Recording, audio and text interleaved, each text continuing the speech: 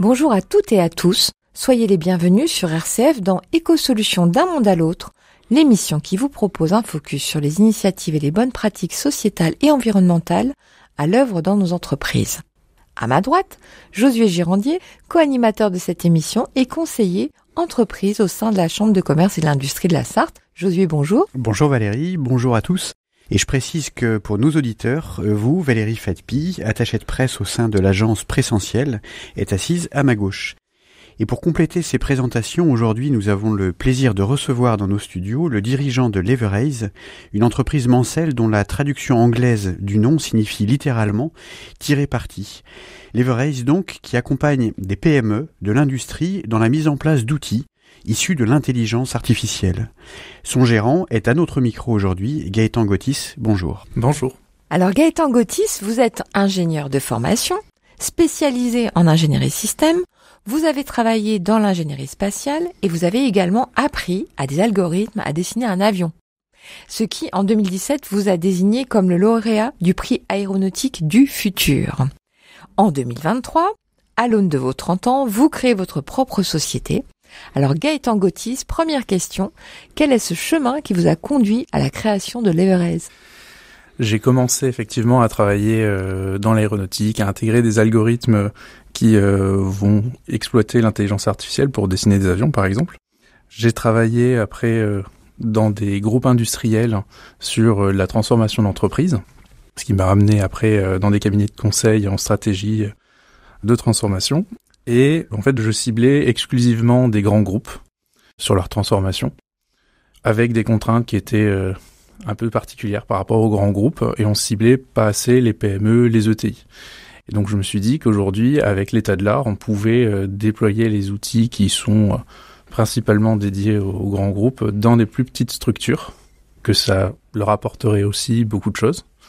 Et donc je me suis dit, l'an dernier, donc il y a un an à peu près, je vais me lancer, je vais faire une entreprise pour mettre à disposition des sociétés industrielles ou PME ces outils. Alors Gaëtan Gautis, est-ce que vous pouvez nous préciser l'offre de Leveraise ? Donc on intervient en 3 volets pour accompagner les entreprises sur leur transformation. La première, c'est autour d'un diagnostic et du conseil, c'est-à-dire qu'on va venir faire un état des lieux, dresser un constat, mettre en place des ateliers de design collaboratif éventuellement pour avoir un peu en données de sortie du diagnostic des choses actionnables, que ce soit une feuille de route qui soit posée sur l'intelligence artificielle, l'utilisation de la data pour tracter l'entreprise, des plans d'action et du coaching et éventuellement des définitions d'une solution pour venir innover dans les pratiques. Après, ça va être, on va intervenir sur de l'expertise autour de l'intelligence artificielle, c'est-à-dire qu'après le diagnostic, après avoir dessiné un peu de nouveaux process, de nouveaux outils à base d'intelligence artificielle, on va venir les développer. Donc on va venir faire des preuves de concept pour valider la faisabilité technique ou financière de ces idées. Et puis ensuite, on va venir les industrialiser, c'est-à-dire les packager, les mettre sous forme d'une application utilisable sur des tablettes, sur les ordinateurs, mettre en pratique tout ça. Donc c'est dans ce sens-là que vous parlez aujourd'hui d'intégrer de l'IA, de l'intelligence artificielle dans les entreprises ? Oui, en fait, on va venir dans la partie diagnostic qui va durer à peu près une semaine. On va reposer à plat les process. On va regarder où est-ce que on a des choses à venir faire aujourd'hui en fonction des problématiques de l'entreprise. Et une fois qu'on a identifié un angle, on va venir regarder plus précisément qui fait quoi à quel moment, quelles sont les interfaces avec mes collaborateurs, collaboratrices, avec les données, les outils, les moyens de production ou ce qu'on produit. Et ensuite, on va venir ajouter un peu d'intelligence là-dedans. Donc vous avez évoqué 2 volets de présentation de votre offre, l'audit, conseil et puis l'expertise IA. Vous avez un 3e volet également. Oui, tout à fait. Donc après, on va intervenir sur de la formation et de la culturation des équipes.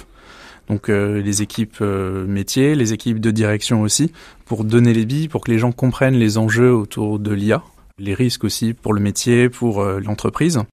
L'idée, c'est d'expliquer comment on met en œuvre, sur quoi on fait attention, que les entreprises aient les billes ensuite et soient un peu plus proactifs, qu'ils sachent tout de suite, avec leur vision maintenant sur l'IA, ce qu'ils peuvent faire ou pas, avant de déclencher des transformations supplémentaires. Et du coup, Gaëtan Gautis, dans quel cas concret, aujourd'hui, avez-vous intégré de l'intelligence artificielle dans les process des entreprises? Donc ça peut être par exemple sur l'optimisation des paramétrages de stock. Donc c'est-à-dire dans les entreprises, on va venir régler, essayer d'anticiper quel niveau de stock on doit mettre en fonction de la période de l'année ou en fonction des contextes avec des fournisseurs ou les clients.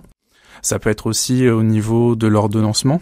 Par exemple, on a mis en place une solution pour venir optimiser les campagnes de mise en production parce que d'une part, on n'a peut-être pas réussi à sécuriser avec les stocks, donc on est obligé de faire un choix au moment de la mise en production de qu'est-ce qu'on va produire.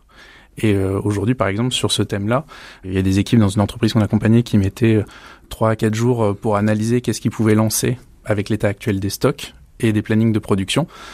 Aujourd'hui, ils ont la fiche prête le matin quand ils arrivent et au fur et à mesure de la journée sur qu'est-ce qu'ils peuvent lancer en production à la place pour sécuriser le travail des collègues qui sont un peu plus en aval et aussi baisser les niveaux de stock qui auraient attendu des réceptions supplémentaires dans le temps.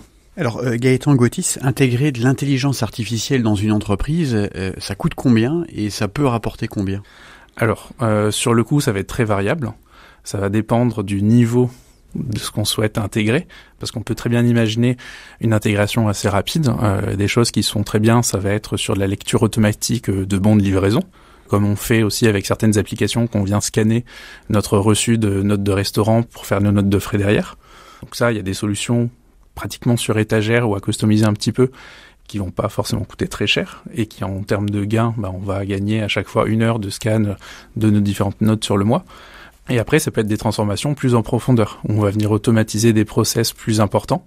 En production, contrôle qualité par exemple, l'inspection de pièces en automatique, là où il y avait des personnes qui passaient la journée à renvoyer des pièces mauvaises en production, on peut venir réduire ça en intégrant l'intelligence artificielle. Donc les coûts, très variables, donc ça peut aller d'un ticket de 5 000 € éventuellement sur quelque chose qui est faisable, refait un peu partout, à des sommes de 15, 30 ou 50, suivant le cas pratique. Et sur le volet écologique, c'est quoi le modèle écologique de l'IA? Est-ce qu'il y a un prix à payer? Il y a un prix à payer sous plusieurs contextes. Il y a les phases d'entraînement des modèles, donc qui vont nécessiter beaucoup de calculs. Donc on peut mentionner le cas de ChatGPT qui a fait consommer énormément d'énergie pour son entraînement et qui ensuite va revenir consommer de l'énergie, un peu moindre, mais toujours, dès qu'on va interroger ces modèles d'intelligence artificielle. Donc l'entraînement coûte cher et ensuite c'est la mise en application qui va coûter un petit peu. Et là où ça va coûter encore en termes d'écologie, c'est quand on va délocaliser les calculs. ChatGPT, on envoie sur des serveurs de calcul qui sont répartis un peu partout. Dans le monde. Dans le monde. Après, on peut faire le choix de faire des calculs en local sur des machines qu'on a nous-mêmes. Donc comme ça, il n'y a pas de transfert d'informations, il n'y a pas de calcul à distance, donc on fait réacheminer les résultats chez nous. Mais du coup, le coût écologique, il est parce que on va utiliser énormément d'énergie ou il est sur quoi? On va consommer beaucoup d'énergie. On va produire beaucoup de cartes graphiques et de machines pour réaliser ces calculs. Ça, c'est 2 niveaux. Alors, dernière question pour vous, Gaëtan Gautis. Y a-t-il un petit geste que vous faites chaque jour pour la planète? Le premier, ça va être de consommer plutôt local, manger un peu moins de viande. Et puis après, niveau pratico-pratique, c'est éteindre les serveurs quand j'ai rien à faire la nuit. C'est consomme moins et c'est moins de risque d'attaque cyber. Double objectif. Double objectif. Et avec Josué, nous sommes venus avec une baguette magique qui va vous permettre de changer complètement et d'un seul coup une chose dans le monde, mais une seule. Mais alors, que changeriez-vous? Que chacun prenne conscience de l'imminence des risques climatiques, que chaque geste qu'on va faire maintenant pour éviter le réchauffement, plus tard, c'est aussi de l'argent de gagner pour les entreprises, pour les États, en termes d'impact. On l'a vu avec ce qui se répète de plus en plus. En ce moment, je crois qu'il y a des inondations à Dubaï du fait de tentatives de contrôle climatique. On maîtrise pas, on sait pas maîtriser, donc il faut que chacun comprenne dans ce qu'on va faire, qu'on va avoir un impact plus tard. Choisir de réaliser des calculs en local, par exemple, ça aura un impact, versus réaliser des calculs à distance sur des machines surdimensionnées où il n'y a pas de nécessité. Donc au fond, il y a une concordance entre l'économique et l'écologique, c'est ce que vous dites. C'était ça. Gaëtan Gautis, cette émission se termine. Merci d'avoir été notre invité pour cette édition d'Éco-Solutions d'un monde à l'autre. Merci à vous. Et quant à vous, chers auditeurs, avec Valérie, nous vous retrouvons dès le mois prochain pour un nouveau zoom sur les bonnes pratiques sociétales et environnementales à l'œuvre dans une autre entreprise de notre beau et dynamique territoire, c'est Noman.